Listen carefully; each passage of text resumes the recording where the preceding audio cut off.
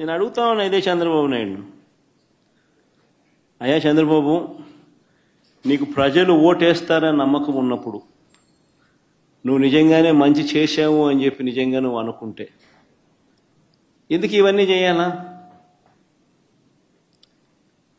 నువ్వు ప్రజలకు మంచి చేయలేదని నీకు తెలుసు కాబట్టి, ప్రజలు నీకు ఓటు వెయ్యరు అని నీకు తెలుసు కాబట్టి, ప్రజాస్వామ్యబద్ధంగా ఎన్నిక జరిగితే నీకు ఓట్లు పడవు అని నీకు తెలుసు కాబట్టి ఈ స్థాయిలో దౌర్జన్యానికి దిగుతా ఉండవు. 2017లో కూడా మీ అందరికీ గుర్తుండే ఉంటుంది, నంద్యాల బై ఎలక్షన్స్ జరిగినాయి. కరెక్ట్గా 2019 జనరల్ ఎలక్షన్స్కు 1.5 ఇయర్ ముందు, నా పాదయాత్ర స్టార్ట్ కాక మునుపు నంద్యాల బై ఎలక్షన్స్ జరిగినాయి. అప్పుడు కూడా ఇదే మాదిరిగానే నంద్యాల బై ఎలక్షన్స్ కూడా మైక్రో మేనేజ్మెంట్ చేసినారు. చేసి 27,000తో గెలిచినారు. గెలిచి సంకలు గుద్దుకున్నారు. 27,000 గెలిచినా వైఎస్ఆర్సీపీ పని అయిపోయింది, తెలుగుదేశం పార్టీ బాయింట్గా ఉంది, బ్రహ్మాండంగా ఉంది అని అందరితో నన్ను తిట్టించినారు, వైఎస్ఆర్సీపీని తిట్టించినారు, తెలుగుదేశం పార్టీ బ్రహ్మాండంగా ఉందన్నారు. కరెక్ట్గా 1.5 ఇయర్ తర్వాత అదే నంద్యాలలోనే 35,000తో గెలిచినాం వైఎస్ఆర్సీపీ.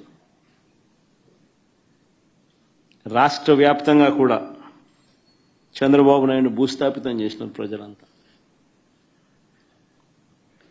ఎక్కడైనా కూడా ప్రజాస్వామ్యంలో ప్రజలకు మంచి చేసి ఓట్లు అడిగితే, ప్రజలు మనస్ఫూర్తిగా ఆ ఓట్లు వేస్తే 4 కాలాలు వర్ధిల్లుతారు.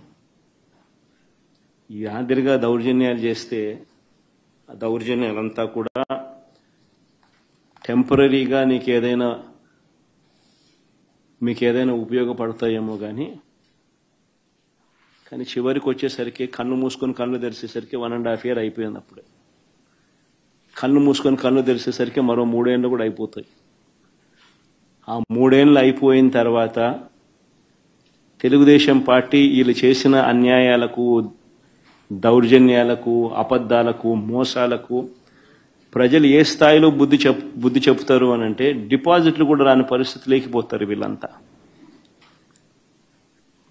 ఇది వాస్తవం. జరగబోయేది కూడా ఇదే.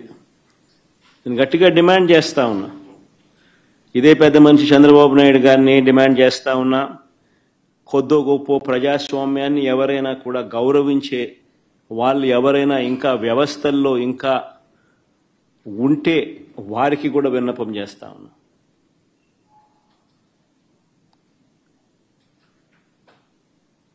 ప్రజాస్వామ్యాన్ని కాపాడుకునే కార్యక్రమం చేయకపోతే, ప్రజాస్వామ్యం ఒక్కసారి చెయ్యి జారిపోతే నక్సలిజం అక్కడి నుంచే పుడుతుంది. ఒక డేంజరస్ సిమ్టమ్కు, డేంజరస్ పరిస్థితులకు మీరు పునాది వేస్తా ఉన్నారు. ఇప్పటికన్నా కళ్ళు తెరవండి. జరిగిన 2 ఎన్నికలను రద్దు చేయండి.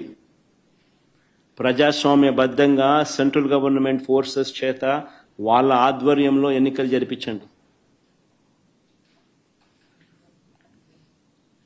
ప్రజలు ఎవరికి ఓటు వేస్తారో ఒక ఛాలెంజ్గా తీసుకోండి.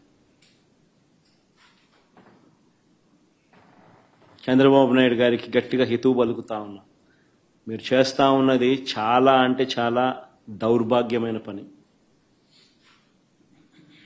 తప్పుడు పునాదులకు మీరు వేస్తా ఉన్నారు, తప్పుడు పునాదులు వేస్తా ఉన్నారు. ఇది రేపొద్దున వృక్షం అవుతుంది.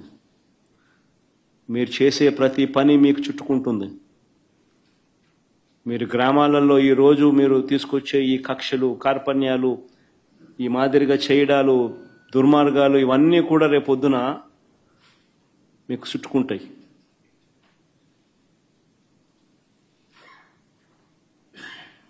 ముఖ్యమంత్రిగా ఉన్నావు, నీ జీవితానికి బహుశా ఇది ఆఖరి ఎలక్షన్ కావచ్చు.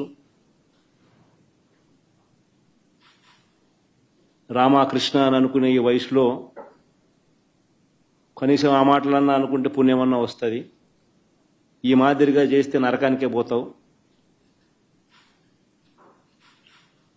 ఇప్పటికైనా మార్పు తెచ్చుకో చంద్రబాబు అని హితవు పలుకుతా ఉన్నా.